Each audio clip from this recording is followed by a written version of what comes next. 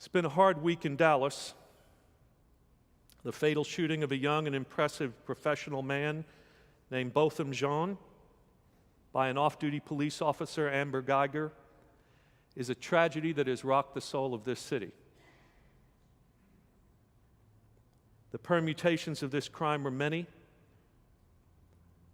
We have a police officer that served a 15-hour shift before coming home, no doubt overstressed, her judgment impaired. This police officer shot an unarmed citizen in his own home. The victim was black, the officer white, even if race didn't factor into the event initially.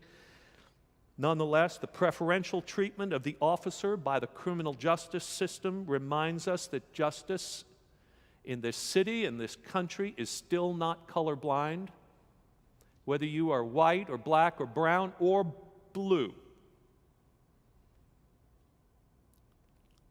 And then the smear campaign of the dead man's character started immediately after his funeral, which is a long and nasty practice used against people of color to gain sympathy for the defendant. Lord, have mercy. I sat for 3 hours Thursday in Botham's funeral service, thinking how touched I was by the faith of this man and of his family and of his church community, and also thinking, I don't want to have to attend one more of these funerals ever again in my entire life. And then Friday morning, I sat in a room with about a dozen to 15 Dallas pastors, including colleagues like Jeff Warren at Park Cities Baptist and Todd Wagner at Watermark, and black clergy like Brian Carter of Concord Baptist and T.D. Jakes of the Potter's House. Quite a room. We were there to talk with the district attorney, Faith Johnson, to hear how she was handling things from here, given the pain and anger that has the African American community boiling over in outrage right now. After the DA left the room, things got honest. One black pastor thanked the white pastors for being there, but expressed frustration with what he called the way white churches have privatized the gospel so much so that it keeps our congregations from understanding that the call for justice is not optional for Christians.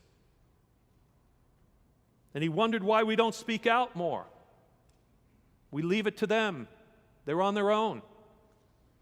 Bishop Jakes talked about how hard it is convincing the black youths in his church to stay with the Christian way of following a nonviolent Jesus, when they're hearing lots of things from other people who say, that's not getting us anywhere, and a culture that's dominated by white preaching that is continually defending policies that are rooted in white supremacy and racism. He says, I believe you care because you're in this room, but we need to know more than where your heart is. We need to hear you say clearly in your pulpits and in the streets that white supremacy and racism is wrong, and no more generalizations. I know it will cost you something to do so, but isn't that what Jesus calls us all to do? To deny ourselves, take up our cross, and follow Him? It is. And psst, not just preachers.